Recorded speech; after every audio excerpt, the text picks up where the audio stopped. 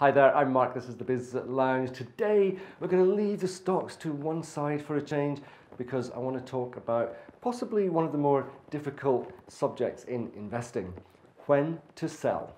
Now it may sound simple, but I used to work for a stockbroker and it was a common gripe among the brokers that we were pretty good at buying companies and buying shares, but not necessarily good at knowing when to sell.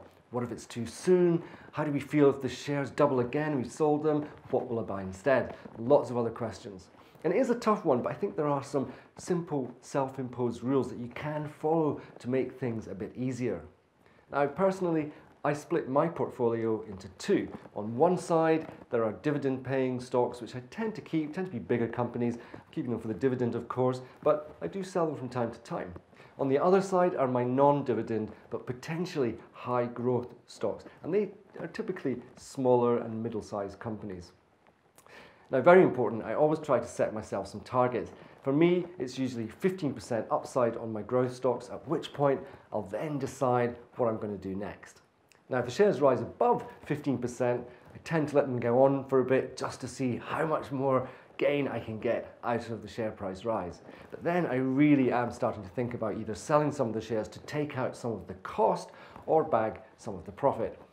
For example, last week I sold some of my shares in online music retailer Gear for Music. Well, I'd made more than 35% gain on them, so I thought that wasn't too bad.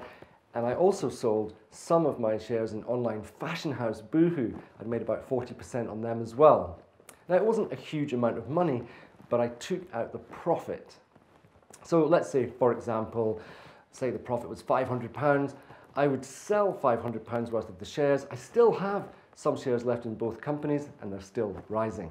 But the important thing for me is that I've managed to take out of the original investment some profit for my own purposes.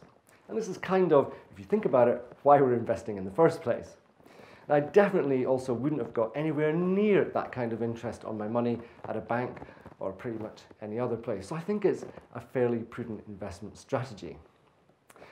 And with the dividend stocks, well, they usually, not always, but they usually don't move much in either direction. But the FTSEs, the 100 and the 250 have all risen quite a lot over the past year and a half. So even with these, there may be something in looking to take out profit or cost while still retaining some of your holding. Well, that's how I tend to do it, but I'd love to hear about your approach to selling stocks. Is there a perfect strategy? Do let us know what works best for you.